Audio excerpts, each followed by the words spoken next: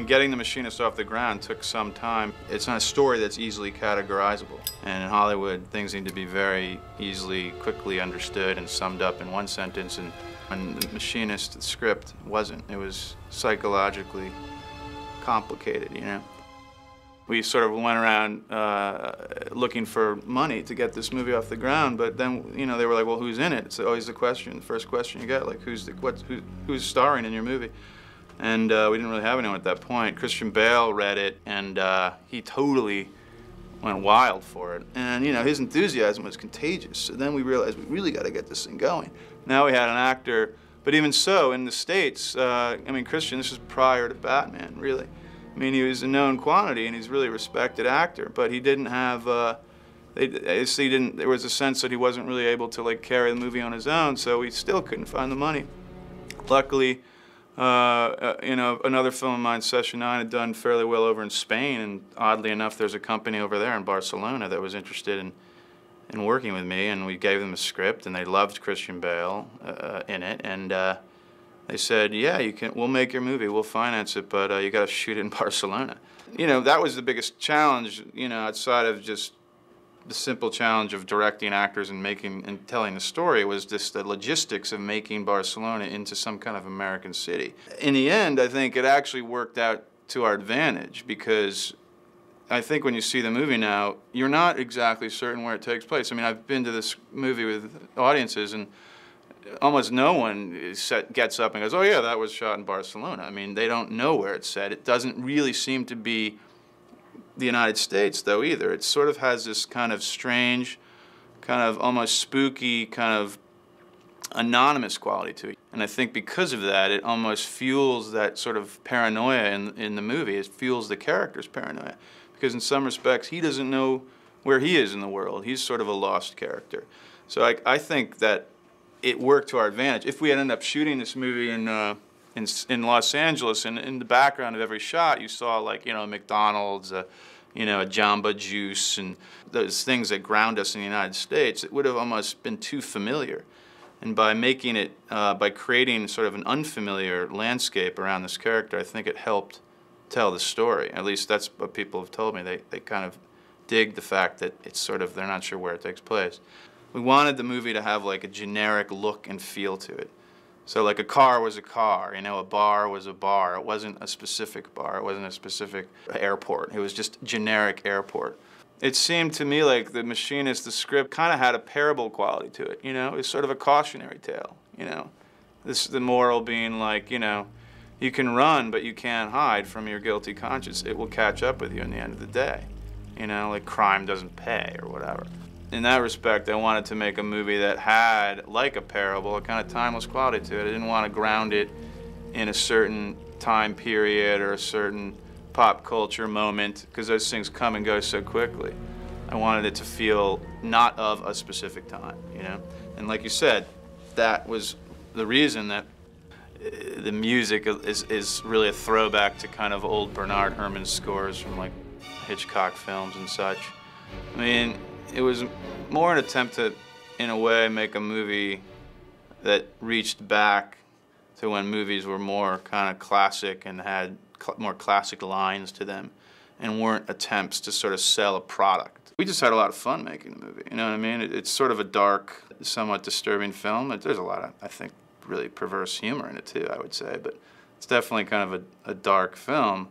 But I kind of found that in the films that I've done, because I've done both lighter comedies and darker movies than even The Machinist with like Session 9, I find like the darker the movie, the more enjoyable it is to make. Some people have described it as kind of a horror film or a thriller, but for me, when you get to the end of the movie, I think it's very moving and very sort of poignant when our character sort of has this epiphany and realizes who he is and what he's done. In that sense, I think it's different from a lot of memory loss films where you kind of, by the end of it, you sort of like the guy at first. In some of these other films, by the end of it, you realize they're awful, they're villainous.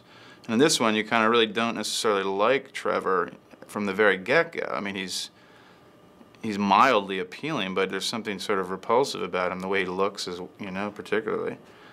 He's suffering, and there's something kind of repulsive about that. But by the end of the movie, my hope is that you sort of grow to empathize with his situation, so that by the end of it, he's still done an awful thing. He's still essentially a criminal, but he's someone that you can, you know, feel sorry for. In that sense, it's less a horror movie than it is kind of, in my mind, kind of like this dark, tragic drama. Well, Scott, I mean, he has said that this story was kind of loosely based on his own dark days when he, after his mother died, I believe, and he was kind of in a funk, and he was living in San Pedro, and he would walk every night on his way back from some crappy job he had. He'd walk by these big warehouses where all these guys would be in there sort of hunched over their machines, these machinists working in these sort of dark, forbidding warehouses, machine shops. And he just kind of started to think about the notion of, well, what if we were able to just get inside one of these guys' heads? Who are these people? Like, what kind of lives do they lead? Scott apparently was going through a severe period of insomnia as well. He wasn't sleeping at all, so that must have informed his writing. But, you know, it's a movie, and, you know, I think that it was his particular take on his own personal story, but it's so fantastic, the story. It's so sort of unbelievable that, I mean, he obviously was able to put some distance between himself and the movie, you know? There were many advantages to working on someone else's script. I mean, you know, the most obvious one being that there was another person I could discuss the story with and could get answers from, whereas in the past it's always really just been myself, me, myself, and I, you know? And here I kind of had this great collaboration with Scott. I mean, you know, we worked together on the script even as we were getting ready to shoot it and as we were shooting it, so it was very sort of close collaboration. So that I found to be very productive, and it gave me a distance from the material that I haven't had in my other films, where I've been so closely caught up in it and absorbed in it that you often kind of lose all perspective. But here I could kind of stand apart from it and be more critical, I think, of myself and of the story, and I think that's always a good thing. Overall, I think the response was pretty good, particularly to, I think, to Christian's performance. He hasn't done anything quite like he did in this movie before. He certainly didn't transform himself physically like he did in this movie. I mean, you see him in American Psycho, and he's all buffed and, like, you know, he's this total, like, stud. Same in Batman. But in this movie, he lost 60 pounds. He became a walking skeleton. So that's how his character was described in the story. He was described as literally like kind of a shadow, you know? So Christian took it upon himself. I'll say that I didn't tell him you have to lose 60 pounds. He decided on his own that that was necessary because he's one of those kind of actors that needs to kind of find the role by becoming the character. And that's a remarkable testament to his, not only his like professionalism, but just his passion and his dedication. I mean, he totally throws himself into a part. It was an inspiration to all of us when we were making the movie. Even when it was a tough day, you just look over at Christian Bale sitting in the chair, looking like he's like, you know, rail thin, and you realize, well, I don't really have much to complain about. I mean, look at what he's thrown into this project. That's a true commitment. He was great. I mean, he didn't complain, literally. I mean, he literally did not complain, maybe at all. Maybe because he didn't have a lot of energy to complain. But he was really gentle and responsive and polite and great at what he did, you know. That shows on the screen. I think that when you watch the movie, you can sense this is a guy who goes to whatever nth degree he needs to go to become a character and to play a part. So, you know, in general, I've been happy with the response to the movie. I mean, but, you know, when I make a film, I'm usually on to the next thing or thinking about the next thing, like, you know, by the time I wrap up, you know, with the one I'm working on.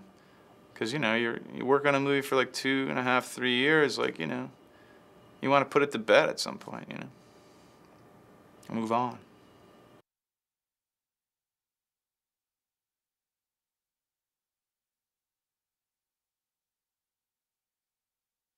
If quality is a function of like having big actors and huge sets and you know everything kind of looking like $1 billion, $1 billion, then the movies that I've done and this movie as well aren't those kind of movies. But if quality is a function of, you know, the passion that goes into making a movie, and if that kind of somehow translates into the movie itself, then I think the films, I like to think of the movies I've made are like are quality movies. I mean, they're movies that, you know, I sink my 2.5 years of my life into each of these movies, you know what I mean?